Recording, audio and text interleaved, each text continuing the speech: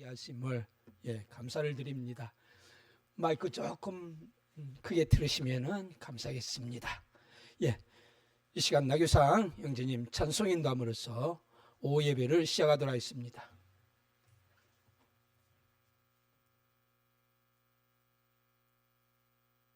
하나님 한 분만을 높이며 찬양을 올려드리기 원합니다. 첫 번째 부르실 찬송입니다. 찬송가 445장입니다. 세상을 넘어 험곡에 가도. 이 찬송 1절, 2절, 3절 다 찬양 올리시겠습니다.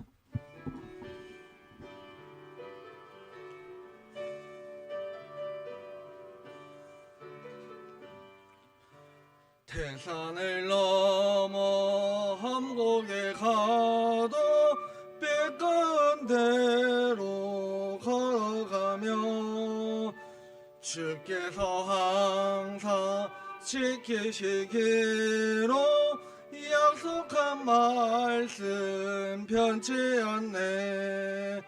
하늘의 영광 하늘의 영광 나의 맘속에 차고도 넘쳐 할렐루야를 힘차게 불러 영원히 주를 찬양하리. 캄캄한 밤에 다닐지라도 주께서 나의 길 되시고 나에게 밝은 빛이 되시니 길 잃어버릴 염려 없네. 하늘의 영광 하늘의 영광 나의 맘속에 차고도 넘쳐 할렐루야를 힘차게 불러 영원히 주를 찬양하리. 광명한 그빛 마음의 바다 찬란한 천국 바라보고 할렐루야를 힘차게 불러 날마다 빛에 걸어가리. 하늘의 영광 하늘의 영광 나의 맘속에 차고도 넘쳐 할렐루야를 힘차게 불러 영원히 주를 찬양하리. 두 번째 부르실 찬송은 찬송가 302장입니다. 내주 하나님 넓고 큰 은혜. 이 찬송 1절, 3절, 4절 찬양 올리시겠습니다.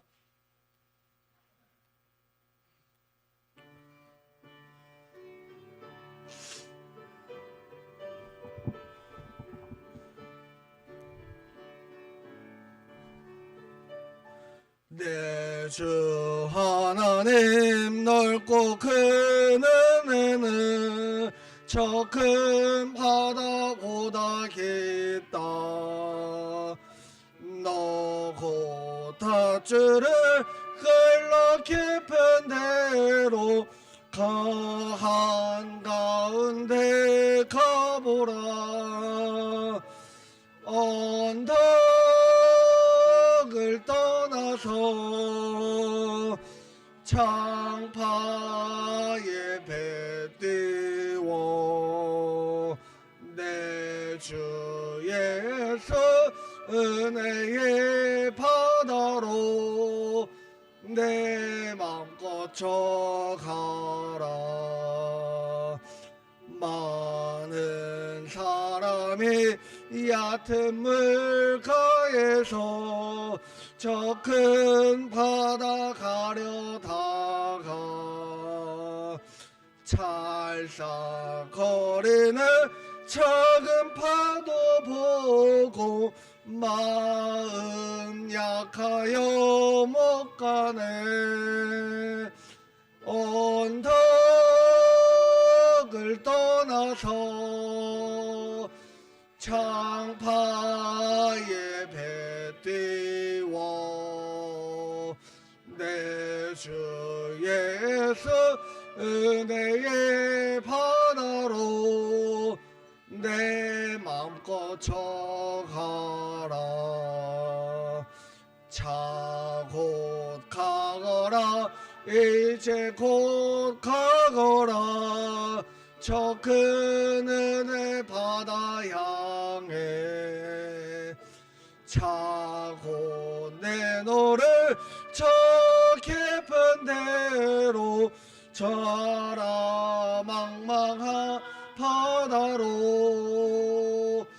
언덕을 떠나서 장파에 배 띄워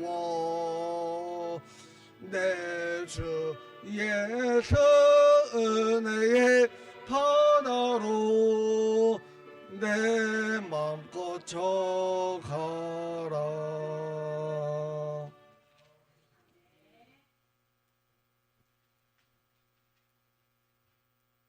마지막 기도전 부르실 찬송은 찬송가 263장입니다.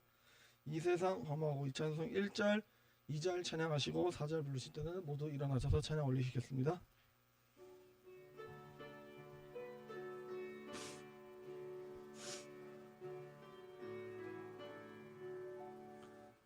이 세상 험하고 나 비록 약하나 늘 기도 힘쓰며 큰 권능 얻겠네. 주의 은혜로 대속받아서 피와 같이 붉은 죄는 같이 이겠네. 주님의 권능은 한없이 크오니 돌 같은 내 마음 곧 녹여주소서. 주의 은혜로 대속받아서 피와 같이 붉은 죄는 같이 이겠네. 죄사함 받은 후 새 사람 되어서 주 앞에 서는 날 늘 찬송하겠네. 주의 은혜로 대속받아서 피와 같이 붉은 죄는 같이 이겠네. 예, 이 시간 양인권 형제님 오예배를 위해서 기도해 주시겠습니다.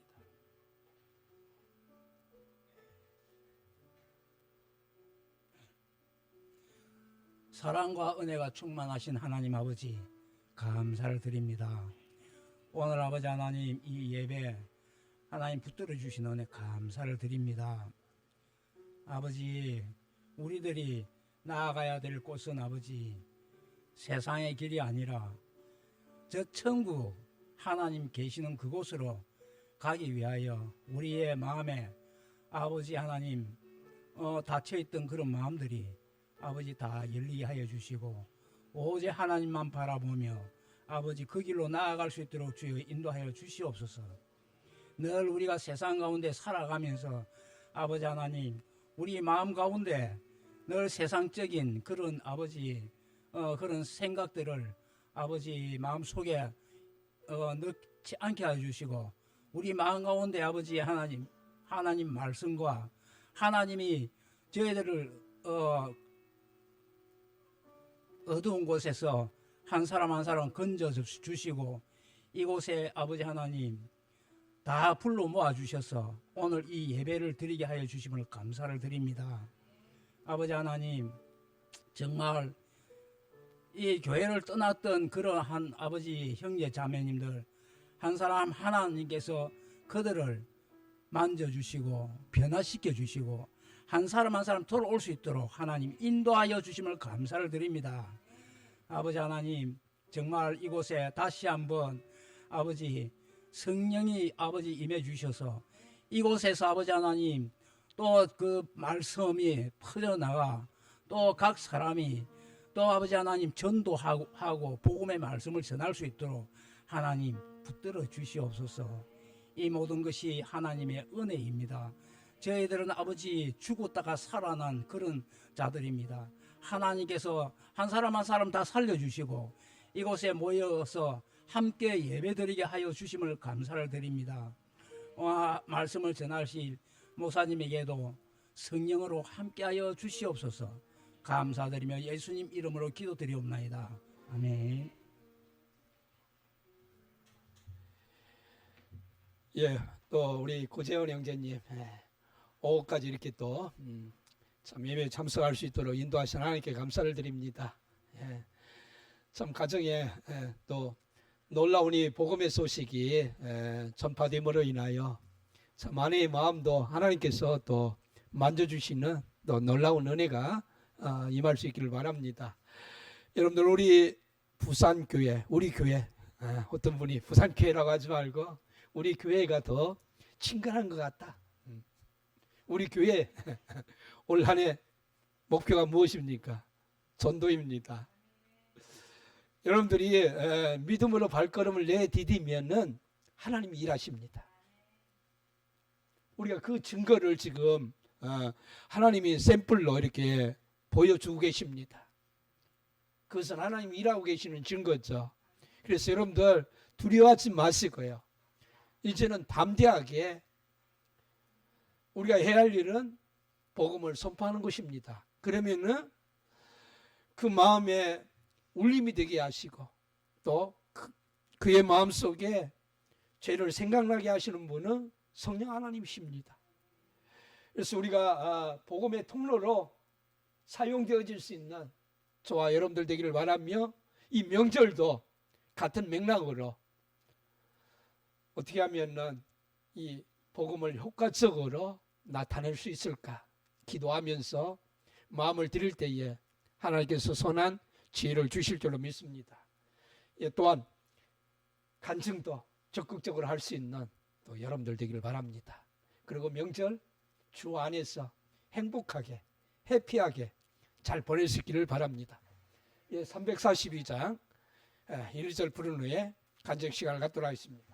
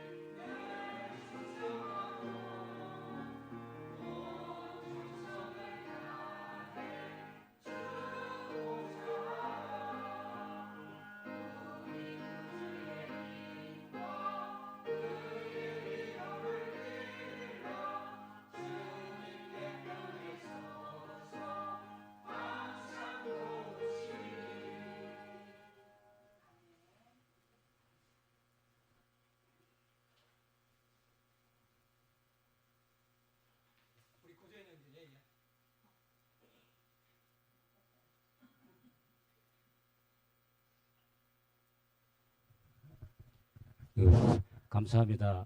이 부족한 데를 이 간증 자리에 세워 주셔서 감사합니다. 사실 뭐 부산에 내려올 때마다 뭐 거의 오전에만 예배를 올려드리고 그렇게 또 바쁘게 또 사정상 또 집으로 가곤 했는데 요번에 이제 제 모친하고 또 여러분들 아시는 제옥이 그 일로 인해서 벌써 좀 뭐 그다지 오래되지는 않았지만은 준비 기도를 또 많이 했고 동생하고 같이 이제 그런 결실의 열매가 이제 보이기 시작해서 오늘 참 너무나도 감사합니다. 근데 제가 오늘 교회에 좀 늦게 도착했어요. 사실 믿지 못하고는 제 아내 때문에 물론 제 아내라고 뭐 변명을 하지만은 이건 가정사를 폭로하는 것이 아니고 제 아내가 믿지 못하고 있는 과정에서 생긴 일이라서 사실 헌금에 대한 부분에 대해서 집사람이 조금 많이 예민을 좀 했던 것 같아요. 그것이 시작이 발단이 돼 가지고 제 영적인 문제까지 간섭이 들어온 거예요. 그러다 보니 처음에 말다툼이 시작이 된 것이 세상적인 마음으로 끌어오르다가 중간에 아차 싶어가지고 내가 이러면 안 되지. 그 잠시 멈췄다가 마음을 가다듬고 그 사람 이야기를 듣기 시작했습니다.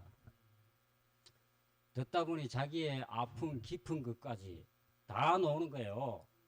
아니 이거 너 시간이 없는데 지금 이거 들어주고 있을 시간이 없는데 야 이 큰일 났다.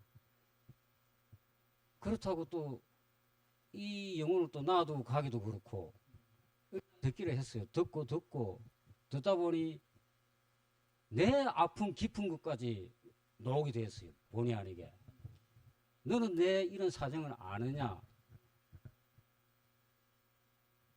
그래 이런 심정까지 서로 잠깐 대화를 하고 우리 돌아가신 장인 어른의 죽음에 관한 것까지 그 죽음 직전에 그 영의 눈이 떠져가지고 마귀가 자기 앞에 와서 자기 영혼을 데려가려 할 때 그 두려움과 고통을 당신은 봤느냐? 모르지 당연히. 물론 나는 그때 믿음이 없었지만은 그래도 그 부분에 있어서는 내 눈에 들어오더라고. 그것을 내가 알고 있었다고. 세상적으로 진단을 했을 때 사망 원인은 심장마비라고 하지만 그게 아니다. 그 정도는 뭐 이렇게 마무리를 하고 끝냈을 때 집사람이 좀 약간 수그러지더라고. 그리고 교회를 왔어. 오늘 제 모친 제 2차 영적인 치료가 시작이 됐어요. 본의 아니게 앉아가지고 제 모친의 깊은 곳까지 다 오늘 잠깐 들었습니다. 그러다 보니 항상 우리 그리스도인이 주의해야 될 것은 상대방의 말을 귀를 기울여야 된다는 것. 이걸 제가 늘 듣고 교육을 받았기 때문에 귀를 열심히 듣고 그에 대한 답변을 하고 물론 오늘 대화는 제 모친과 저의 대화는 저도 치유되고 영적인 치유가 되고 서로 마음의 교류가 이루어지고 그런 또 그 가운데서 저는 또 엄마에게 우리 아버지에 대한 과거, 우리 가정에 대한 폭력 뭐 이런 것에서 이제 약간 이제 드러나기 시작하는 거지. 그 어둠의 상처가 그것에 대한 이제 오늘로서 마무리가 된 것이 아니고 이제 이것을 이제 점차적으로 이제 치료해 나가야 될 것입니다. 물론 가족이 다 같이 해야 돼. 믿는 가족이 이제 한 사람 한 사람 이렇게 동생을 통해서 이제 일어나기 시작을 하는 게 이제 시작이라고 저는 생각을 하거든요. 예. 그 이제 모친이 나이가 많다 보니까 이제 조금 급한 기 우리 모친이 온전하게 빨리 예수님에게 올 집중을 해야 된다는 것을 이제 제가 알고 있기 때문에 그래서 그 부분에 대해서 좀 오늘 많은 영적인 상담을 했어요, 제가. 예수님한테 상담을 직접 했고 이건 제가 뭐 입술을 열어서 한 것도 있지만은 다 하나님의 섭리 때문에 한 거라고 생각을 합니다. 예, 이제는 시작점이니까 이 모든 일에 좀 많은 기도 부탁드립니다. 감사합니다.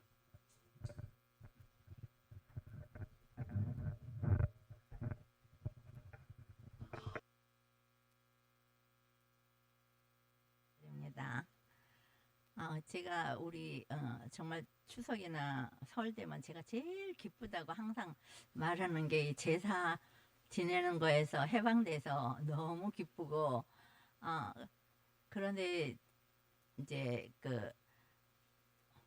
저는 두 식구만 이래 헤매기고 뭐 같이 먹고 이런 거는 잘해요. 맛있다 맛있다 하고 그냥 그러는데 지금 오늘은 이제 7식구가 모여야 되니까 제가 막 갔다 왔다 갔다 왔다 하면서 뭐 그래도 대충만이 그래도 해야 된다 싶어서 좀 남편 좀 이것도 좀 닦아달라고 이것도 좀 시켰어요. 그런데 그 전에 이제 송정화 자매 집에 남편이랑 같이 신방 한번 간 적이 있거든요. 근데 그때 송정화 자매가 그러더라고. 우리 남편은 청소 같은 거 하나도 안 도와준다고 안 한다는 거. 오늘 갑자기 송정화 자매 말하는 거 들어봤나? 그래서 뭐를 그러니까 거긴 강남선지가 청소 하나도 안 해준다고 안 하잖아. 이래서 내가 아유 송정화 자매는 원래 일을 잘하고 나는 딴 거 잘하잖아 그 대신 그리고 이러었다고 거기는 음식도 잘하고 그런 거 잘한다. 그러니까 그러면 이제 그렇게 이야기하니까 그래 그래도 나는 당신이 너무 잘하니까 다 해주지 힘이 없고 그러니까는 그래서 마무리되고 좋게 하고 그래 그래도 내가 많이 한다 많이 한다. 그래도 예수님 믿으면서 우리 요새는 사실 제가 잠을 제대로 또 더 그렇지 않아도 작게 자는 데다 그러면 올림픽이 밤 12시 넘어 자는데 그걸 계속 텔레비 틀어놓고 보다가 자다 이래 하니까 제가 온전한 잠을 못 자도 그래도 감사. 진짜 항상 저는 만날 누가 뭐 하나도 안 했네 이러면 나 항상 쌩쌩해요. 안 아파요, 나 안 아파요. 사실 그래서 그 마음 가지고 오늘도 지금 4시 반에 전부 다 오전 예배는 다 각자 교회에서도 5시 반에 집에 도착된다 하더라고요. 그래서 예배 끝나면 이제 바로 간다고. 그래서 기쁜 마음으로 오늘 이렇게 또 새해를 음력이지만 또 새해를 맞게 해주심을 감사를 드립니다.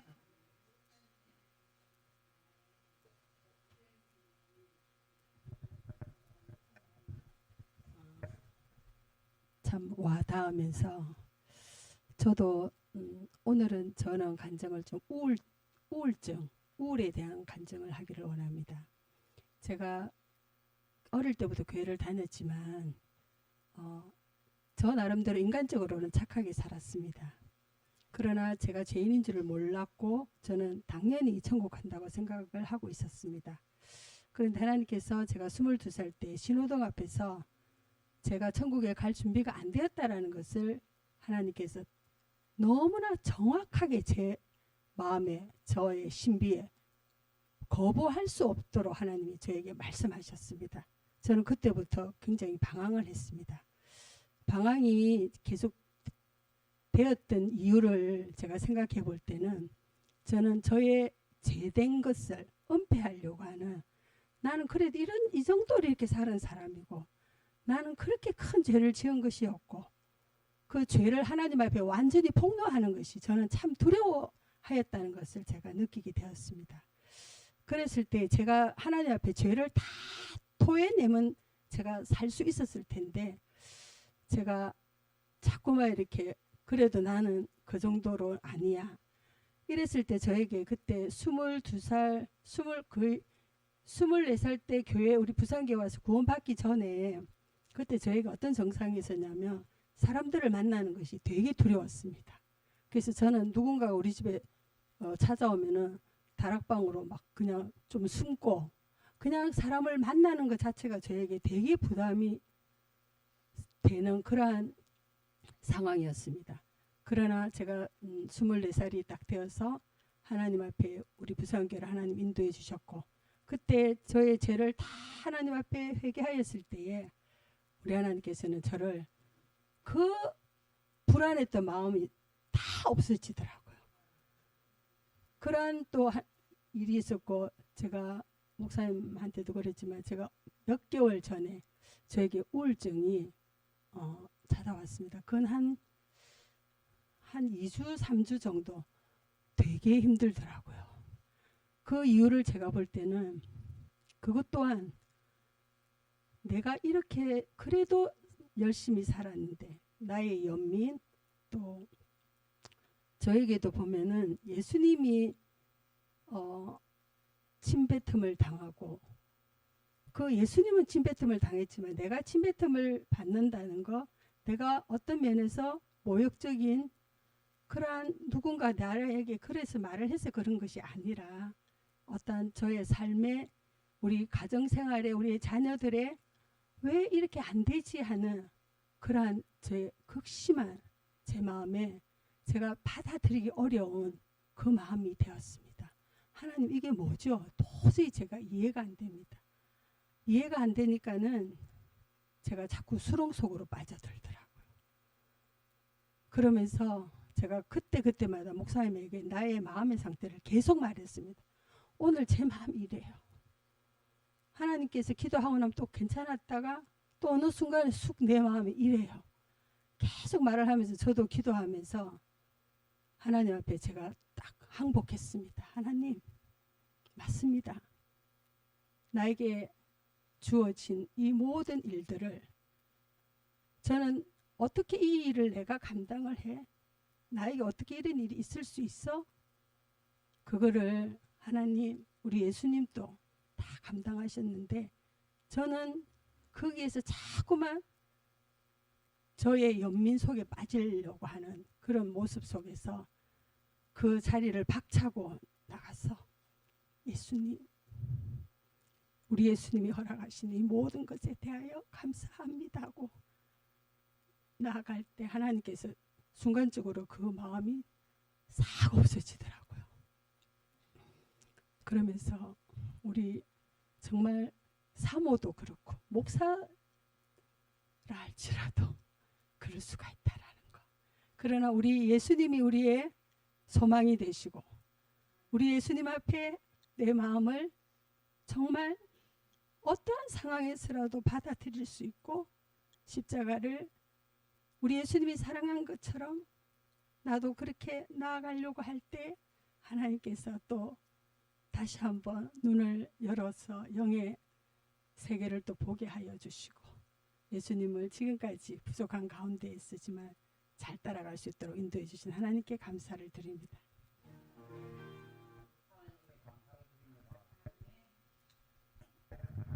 제가 참 좀 늦은 것 같은데 그 천손이 수련회 때 그때 이제 이야기를 좀 하려고 합니다. 12월 달에 이제 그때 12월 달인가 하여튼 처제가 저 뭐고 밀양에 그쪽으로 이제 와가 있을 때인데 이제 어머니가 그때 밀양 가시고 뭐 이런 일 때문에 월요일마다 이제 그쪽에 가고 이렇게 했습니다. 그런데 수련회가 1월 달에 이제 하는데 표는 이제 끊어놨고 근데 그때 그렇게 다닐 때는 열차 타고 다니고 이럴 때는 힘이 전혀 안 들고 즐거운 마음으로 그렇게 다니고 이렇게 했습니다. 했는데 일주일 나가 놓고 제가 몸이 되게 아팠습니다. 감기기도 있고 몸살이 왔습니다. 그래가지고 이제 서울에는 가야 되는데 또 이제 아내가 이제 교사다 보니까 또 이제 가야 됐습니다. 그래서 몸이 계속해서 그 가는 당일까지 몸이 계속해서 풀리지 않고 몸이 계속해서 아팠습니다. 그러니까 아내가 이제 막 서울에 안 가도 되니까 막 잘 생각해 보라고 이랬습니다. 그래 기도를 한번 해봐야 되겠다. 뭐 아내도 그러고 그래 하나님 앞에 그때 뭐 되게 힘들고 이러니까 이제 막 엎드려 누워가지고 하나님 제가 수련회를 가야 되는데 수련회는 집회는 어떠한 집회든지 그곳에는 정말 즐겁고 천국 잔치가 벌어지는 곳인데 집회에 가기를 원합니다. 근데 지금 제 몸이 지금 갈 수 있는 그런 형편이 아니지만 하나님 갈 수 있는 마음을 주세요 하고 이제 그래 하고 있는데 누워가고 기도하는데 가야 된다는 마음이 더 크더라고요. 그래서 이제 아내한테 가자 가게 되면 뭐 하나님께서 또 그 견딜 수 있는 힘을 주시지 않겠나 하고 이제 그래갖고 뻘떡 일어나가지고 이제 준비해가지고 갔습니다. 서울까지 가고 그때는 제가 감기기도 좀 있었고 이제 막 재채기는 계속 나오고 그래가지고 서울 교회를 갔는데 제 마음 가운데는 정말 이 감기가 그곳에 가서 아이들 그 옮길까 싶어서 그 교회에 있는 모든 사람들이 옮길까 싶어서 집에서 출발할 때부터 시작해 마스크를 딱 쓰고 그게 제일 걱정이 되더라고요. 그래서 하나님 앞에 집회에 제가 오긴 왔는데 이 감기가 여기 있는 모든 그 뭐고 아이들 감기가 걸리면 안 됩니다 하고 그렇게 기도를 했거든요. 마음속으로 그렇게 늘 기도하고 다니면서도 기도하고 이랬는데 이제 그날 이제 목요일 금요일 날 저녁에 누워 있는데 숨이 너무 차가지고 누워 있지를 못하겠더라고요. 그래서 내가 일어나가 벽에 기대고 앉아가지고 그렇게 하나님께 그랬어요. 하나님 숨도 너무 차고 집회는 어떠한 집회든지 가야 되고 그러는데 숨이 너무 찹니다. 그러고 늘 하나님을 의지하면서 그렇게 하다 보니까 내가 억수로 힘든 그런 상황 중에 있지만은 하나님께서 그런 편안한 마음을 주시더라고요. 그러나 또 그 이튿날 되니까 또 이제 밥 먹을 때만 마스크 벗고 그냥 마스크를 계속 쓰고 있었거든요. 그리고 또 그렇게 힘든 과정 중에서도 하나님께서 또 기도도 하게 하시더라고요. 그래가지고 참 제가 또 이제 그 숨이 차는 이유는 기관지가 이제 일반 사람들이 그냥 100이라고 했을 때 저는 30밖에 안 되거든요. 그 검사를 할 때 그렇게밖에 안 나오더라고요. 숨은 그렇게 차지만 하나님께서 제가 그걸 하는 것이 아니라 하나님께서 나의 숨을 쉴 수 있는 그런 마음을 주시고 힘을 주신 은혜를 정말 감사를 드립니다. 지금까지 하나님을 의지하고 정말 내가 몸이 아파도 그곳에 가야 되겠다 하는 그런 마음을 하나님께서 주심을 감사를 드립니다. 늘 믿음 가운데 있게 하심을 감사를 드립니다.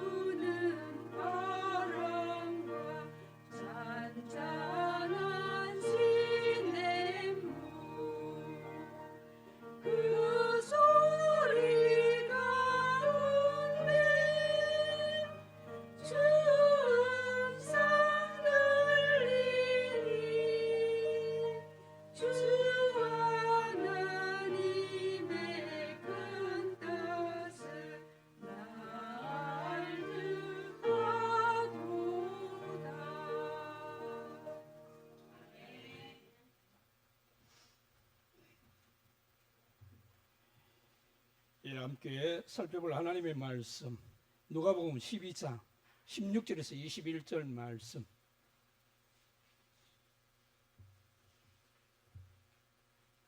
예, 교도하도록 하겠습니다. 누가복음 12장 16절에서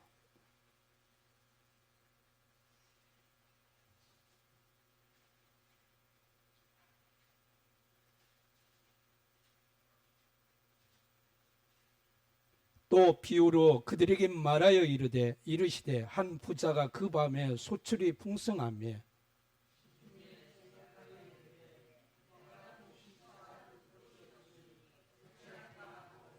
또 이르되 내가 이렇게 하리라 내 곡간을 헐고 더 크게 짓고 내 모든 곡식과 물건을 거기 쌓아 두리라.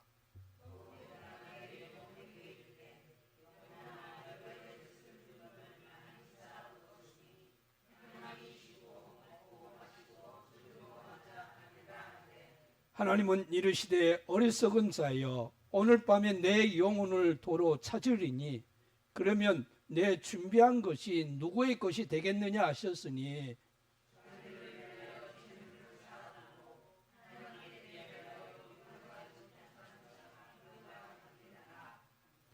예, 오늘 이 말씀 가지고 한 부자의 비유. 나는 이 시간에 저와 여러분들이 우리는 모래성을 쌓는 사람인가 아니면 영원한 것을 위하여 쌓고 있는 사람인가를 점검할 수 있는 이 시간 되어지기를 바랍니다. 예수님은 이 재물의 유한성을 강조하십니다. 오늘 이 본문 속에서 곡간을 더 크게 지으려는 모습이 나오고 있습니다. 자, 여러분 오늘 이 본문을 읽으면서 어떠한 진리를 발견했습니까? 오늘 우리가 이 본문 말씀을 통하여 얻고 가야 할 이 교훈의 말씀이 무엇입니까? 여러분 하나님께 소망을 두지 아니하고 이 세상이 전부인 것처럼 여겨서 더 크게 여러분 곡간을 짓는 것은 무엇과 같을까요? 여러분 모래성을 쌓는 것과 같습니다. 나는 저와 여러분들이 이 모래성을 쌓는 자들이 되지 않기를 바랍니다. 아무리 공을 들이고 열심히 쌓아도 여러분 파도가 한번 몰아치면은 그 공들여 쌓은 그 모래성은 한순간에 허물어집니다. 여러분 아이들이 바닷가에서 이 모래를 가지고 놀 때에 얼마나 재미있습니까? 시간 가는 줄 모르고 막 이 모래성을 쌓죠. 이 나름대로 자기들은 이 정도면 튼튼해, 아주 멋있어, 공을 들여서 이렇게 쌓게 되죠. 그리고 이 아빠에게 막 이렇게 자랑하고 내가 너무나 이게 멋있게 쌌어, 막 뿌듯하여 아빠에게 자랑합니다. 자, 그런데 이 갑자기 큰 파도가 칩니다. 파도가 치면 어떻게 될까요? 한순간에 그냥 여러분 공들여 쌓았던 그 모래성이 흔적도 없이 사라져버립니다. 그냥 아이들은 막 울죠. 자기가 정성을 다해서 그 모래성을 쌓았는데 순식간에 이렇게 허물어지니까 얼마나 허탈할까요? 안타까울까요? 다시 모래성을 쌓는데 큰 파도가 또 치면은 무너집니다. 쌓고 무너지고 쌓고 무너지고 그러면서 아이는 무엇을 발견할까요? 이 모래성은 허물어지는구나, 잠시 잠깐이구나, 이것을 깨닫게 되는 것이죠.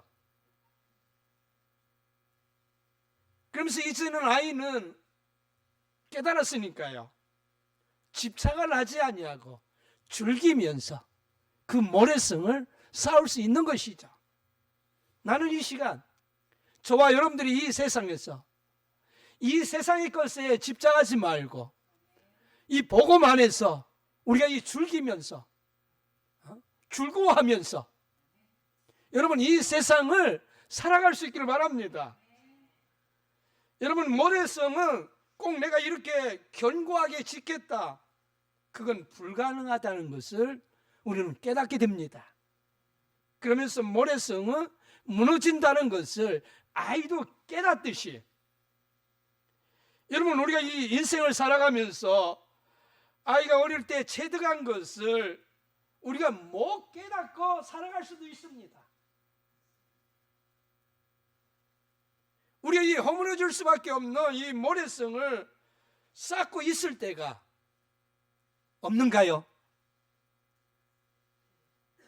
많은 사람들이 일평생 일을 많이 하죠. 열심히 합니다. 어떤 사람은 몇 시간 잠자지 않고 여러분 시장에서 또 공장에서 여러분 열심히 합니다. 뭔가를 이루고자 하는 것이죠. 또 바쁘게 삽니다. 스케줄이 꽉 차 있고 그러다 보면은 그 사람이 목표했던 것을 성취합니다. 또 남들이 말할 때에 세상적으로 성공이라고 이렇게 말합니다. 자, 그런데 한번 우리가 질문해 보아야 할 것이 있습니다. 과연 이게 혹시 모래성은 아닌가 하는 것을 우리는 생각해 보아야 합니다. 내가 애써 이룬 것인데 한순간에 흔적도 없이 사라지고 말 것은 아닌가 생각해야 하는 것입니다. 소돔과 고모라 때를 한번 볼까요?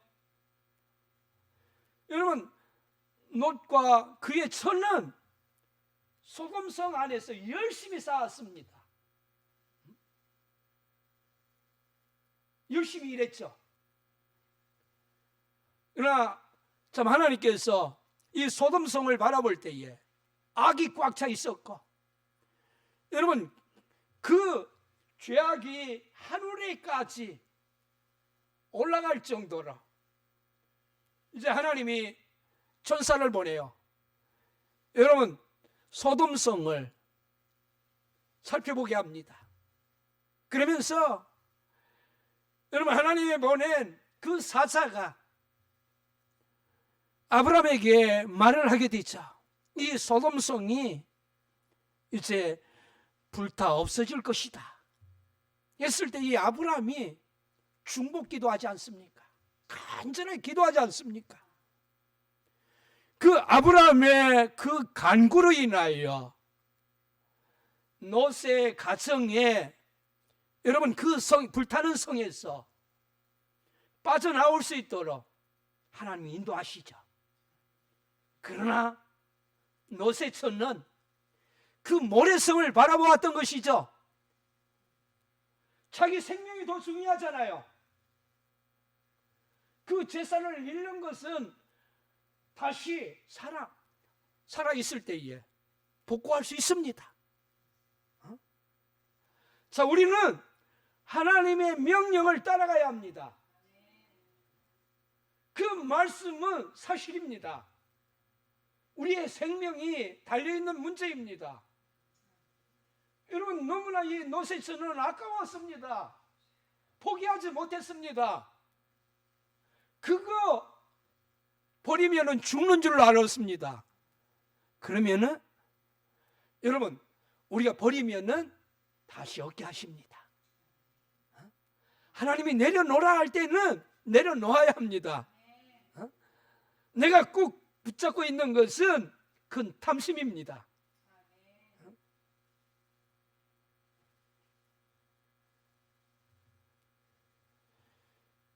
여러분 산상수훈에서도 예수님이 모래 위에 지은 집을 얘기하고 있습니다.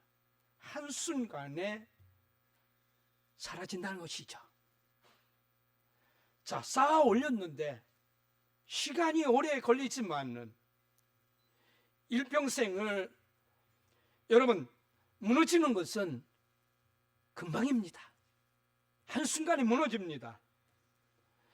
어떤 사람은 자기 이름과 이 명예를 내기 위해 일평생 살아가고 있습니다. 근데 누가 그것을, 여러분, 우리가 죽고 나면은 그것을 알아줄 사람이 몇 명이나 될까요? 아무리 유명해도 조그만 한 세대만 지나가면은 아무도 그를 모릅니다. 자, 그런데 많은 사람들은 거기에 생명을 내걸고 있습니다. 성공을 위해서 막 열심히 투자했는데 얼마 지나고 보면은 마치 모래성에 이름을 새긴 것 같습니다. 여러분, 명예도 한순간입니다. 부도 한순간입니다. 파도가 한번 꽉 차고 지나가면은 사라져 버릴 것들입니다. 근데 그 모래성을 인간이 쌓고 있다는 것입니다. 혹시 나는 쌓고 있지 아니한지요? 자, 오늘 이 본문에서 부자 이야기가 나오고 있죠. 짧은 이야기지만은 우리의 인생이 담겨 있는 교훈을 주는 이 메시지인 것이죠. 자, 예수님이 이 사람의 의성을 파악하시고 비유 이야기를 하고 계신 것이죠. 자, 그게 오늘의 이 본문입니다. 자, 이 16절에 이 부자가 등장하는데 그 밭에 무엇이 많았다고 했습니다. 소출이 많았다고 한 것입니다. 자, 요즘으로 치면은 사업이 아주 잘 된 것이죠. 무슨 매장을 하나 열었는데 예상을 훨씬 뛰어넘어선 수익이 생긴 것입니다. 여러분, 갑자기 큰 돈이 들어오면은 무슨 생각을 하나요? 예를 들어서 한 100억이 우리에게 들어왔다 이렇게 하면은 여러분들 무슨 생각을 하겠습니까? 여기 17절의 말씀을 한번 읽어주시기 바랍니다. 17절 말씀 시작.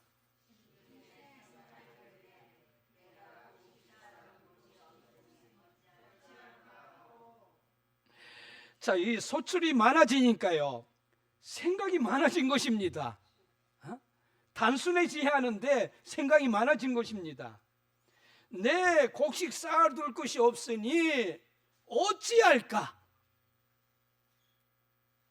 자, 부자가 이 고민이 생긴 것입니다. 이걸로 뭘 하지?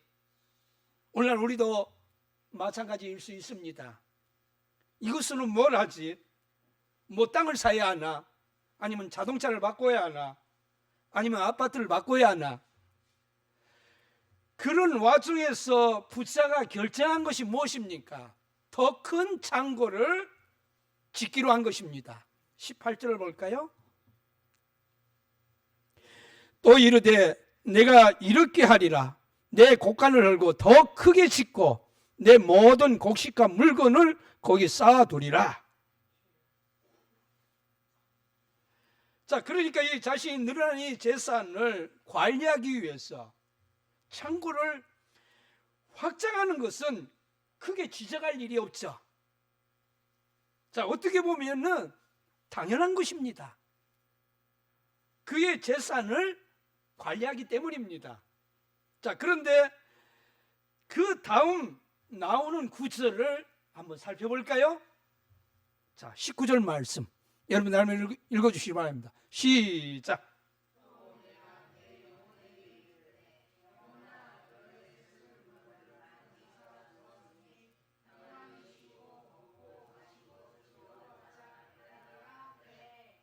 야, 창고를 크게 짓고 나니까 그 먹고 마시고 즐기자.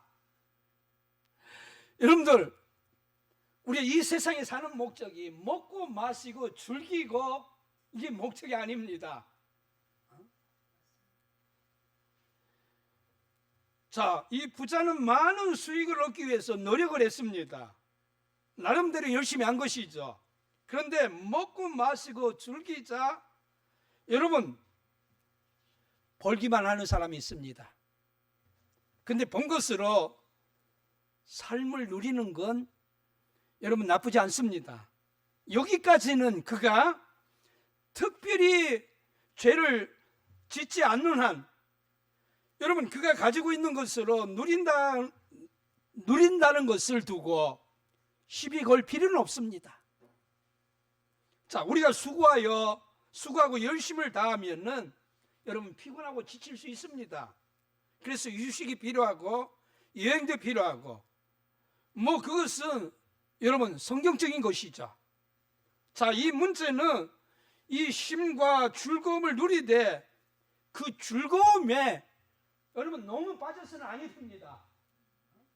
어떤 사람은 예배를 드릴 수 없을 정도로 이 즐거움에 빠지는 것입니다.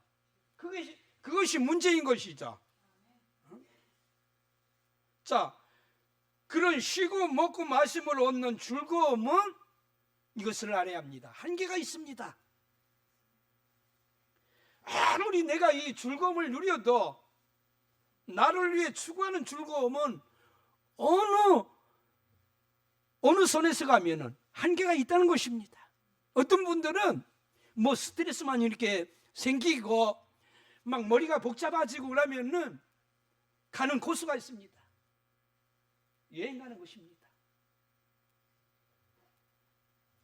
그것이 공식화되어 있습니다. 어떤 분들은. 그러나 거기에서 참 만족을 누릴까요? 그런데 오늘날 이 세상은 우리를 즐겁게 하는 것들이 너무나 많습니다. 예를 들어 우리의 시각, 우리의 미각, 우리의 청각, 우리의 오감을 즐겁게 하는 것들이 여러분 이 세상에 너무나 많이 깔려 있습니다. 자, 그래서 자칫하면은 감각적이고 말초적인 즐거움에 탐닉하게 될 수도 있습니다. 자, 자신의 것을 자신의 욕망을 채우기 위한 도구가 되는 것이죠. 자, 그런데 쾌락이라고 하는 것은 여러분 거짓 기쁨으로 갈수록 목마르게 합니다. 온전하게 알 수 없습니다. 그리고 자기를 위해 아무리 쏟아부어도 참된 만족이 없습니다. 자, 그러나 이제 이 부자는 자기가 쌓는 것을 가지고 이제 편히 쉬고 먹고 마시고 즐기자 이 쾌락적으로 가고 있는 이 모습을 보여주고 있습니다. 자, 이때 예수님이 이 사람의 뭘 주목하고 계시고 보시는 것이 무엇입니까? 여러분, 이 15절에 그들에게 이르되 삼가 모든 탐심을 물리치라. 사람의 생명이 그 소유에 넉넉한 데 있지 아니하리라 하시고, 주님이 지금 주목하시는 것은 탐심이라는 것입니다. 여러분, 이게 결국은 그냥 창고를 크게 짓는 것이 아니고 그 안에 무엇이 있었습니까? 탐심이 있었습니다. 자, 이게 오늘 이 시대에 조금만 더 크게, 더 확장하고 그 밑뿌리에 보면은 탐심입니다. 이 사람이 창고를 조금 더 크게 짓고 난 다음에 그 다음 목표가 무엇입니까? 더 크게. 여러분, 창고를 크게 짓는 것은 나쁘지 않습니다. 그런데 그 안에 탐심이 있었다는 것이죠. 자, 여러분, 이 탐심의 이면에 뭐가 있는가요? 불안함이 있습니다. 여러분, 불안하니까 자꾸 더 쌓으려고 하는 것입니다. 여러분, 이 불안함을 거슬러 올라가면은 에덴 동산까지 갑니다. 자, 왜냐하면 하나님을 떠난 인간의 내면에 생긴 이 불안 때문에 하나님의 공급과 하나님의 보호 속에 있을 때는 여러분 아담과 하와에게는 불안함이 없었습니다. 두려움이 없었던 것이죠. 그런데 하나님을 떠나는 순간 인간은 불안하기 시작했습니다. 자, 그러니까 이게 버는 것도 힘들고 지키는 것도 어려운 것이죠. 우리의 마음속에 이 불안함으로부터 해방되는 저와 여러분들 되기를 바랍니다. 여러분, 우리의 마음을 말씀 앞에 비우는 저와 여러분들 되기를 바랍니다.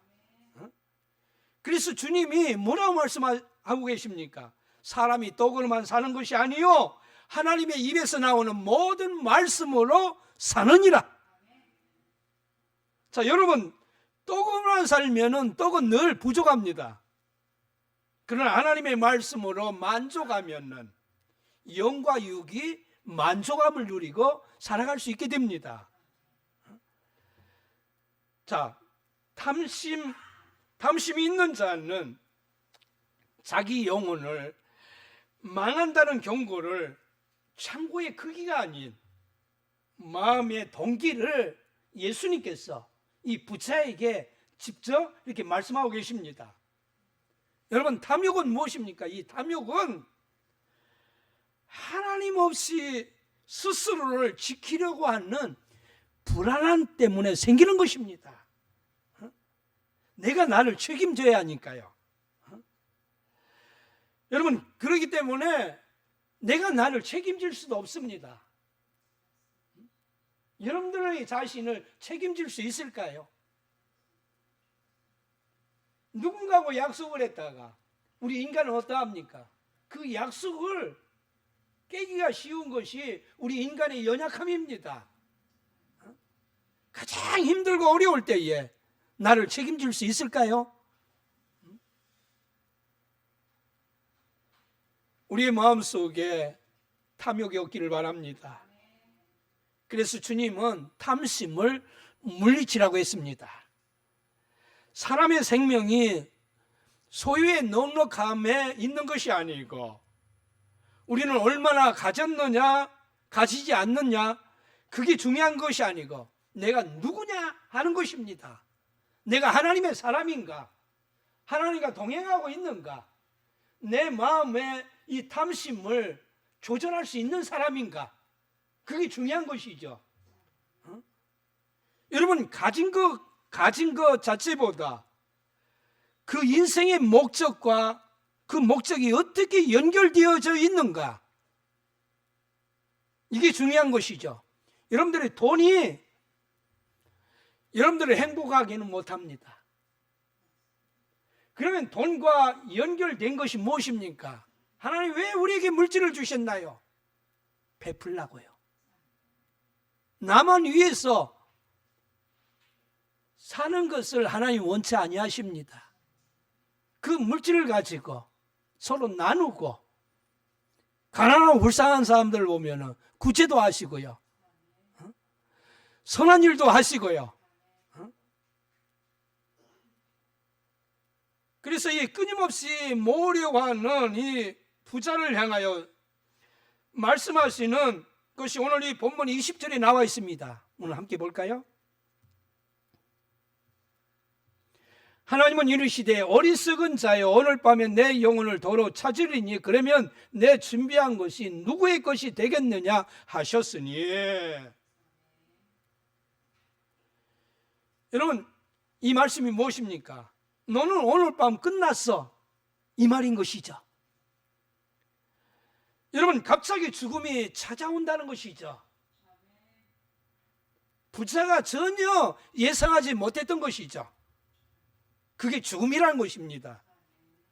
자기는 창고를 더 크게 짓고 더 크게 짓고 그리고 그걸 이제 많이 쌓았으니 이제 편히 쉬고 먹고 마시고 즐기자고 그랬었는데, 자, 그가 꿈에도 생각하지 않는 것이 하나 있었는데 죽음이라는 것입니다.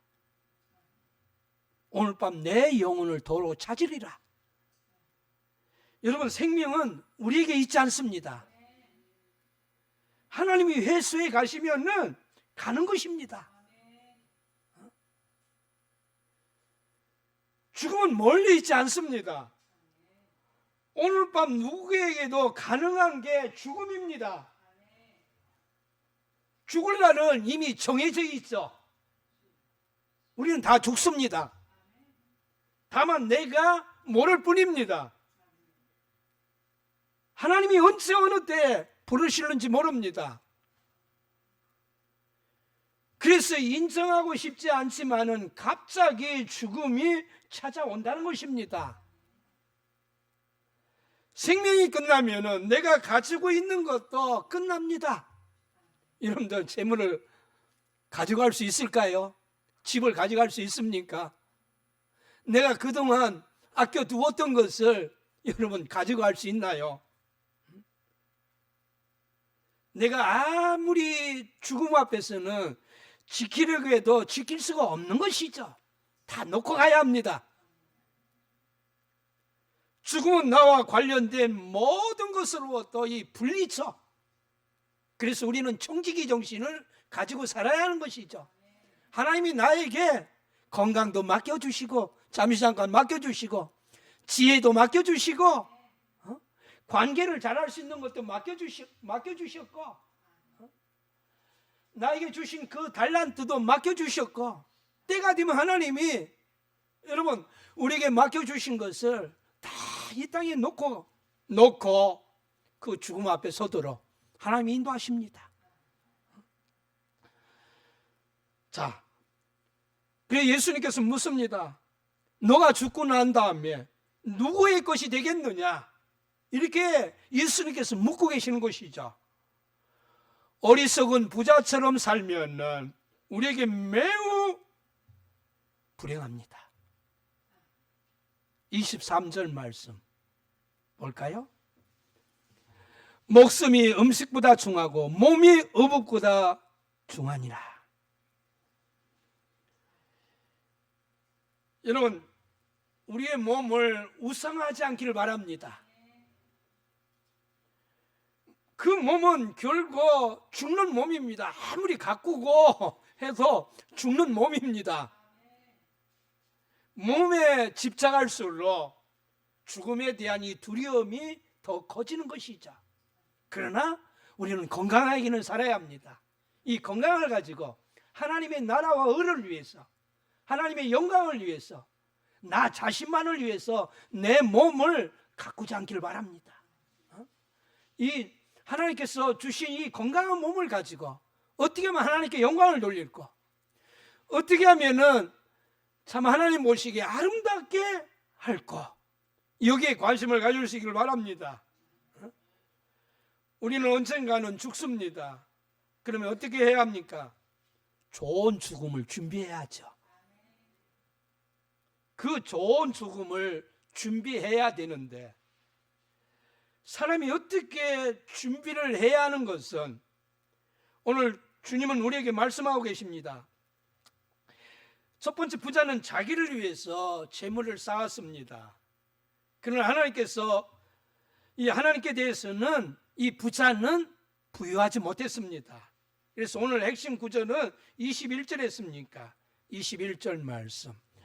자기를 위하여 재물을 쌓아두고 하나님에 대하여 부유하지 못한 자가 이와 같으니라. 그러니까 두 가지를 얘기하고 계십니다. 쌓는 게 문제가 되는 게 아닙니다. 문제는 왜 쌓느냐는 것입니다. 부자는 자기를 위하여 부를 쌓았습니다. 그래서 오늘 이 본문에 보면은 자기에게만 맞춰져 있습니다. 자기 몰두이죠. 여기는 이웃이 없습니다. 공동체를 생각하지 않습니다. 결론을 맺겠습니다. 하나님께서 우리에게 주신 모든 것은 공동체를 위해서 내 이웃을 위해서 함께 나눌 수 있는 저와 여러분들 되기를 바랍니다. 나눠야 합니다.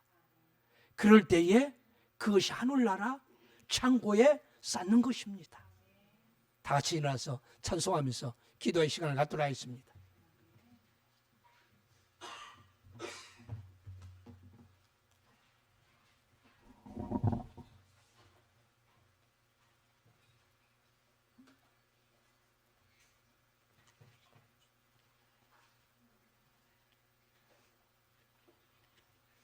마지막 찬송 찬송가 456장 거친 세상에서 실패하거든 이 찬송 1절 4절 찬양 올리시겠습니다.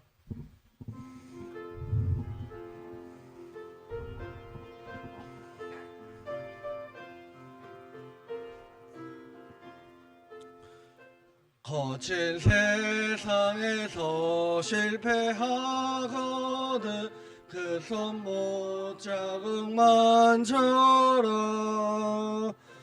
고된 일 하다가 힘을 얻으니 그 손 못 자국만 져라 그 손 못 자국만 져라 그 손 못 자국만 져라 주가 널 지키며 인도하시리 그 손 못 자국만 져라 너의 죄악의 짐 무거울 때에 그 손 못 자국만 져라 마음 문 열고서 주를 모셔라 그 손 못 자국만 져라 그 손 못 자국만 져라 그 손 못 자국만 져라 주가 널 지키며 인도하시리 그 손 못 자국만 져라. 아버지 하나님, 우리가 좋은 죽음을 맞이할 수 있는 우리 모두가 되기 위하여 모래성을 쌓는 어리석은 자들이 되지 않기를 원합니다. 주님, 안전한 집을 반석 위에 세울 수 있는 우리 모두가 되게 하옵소서.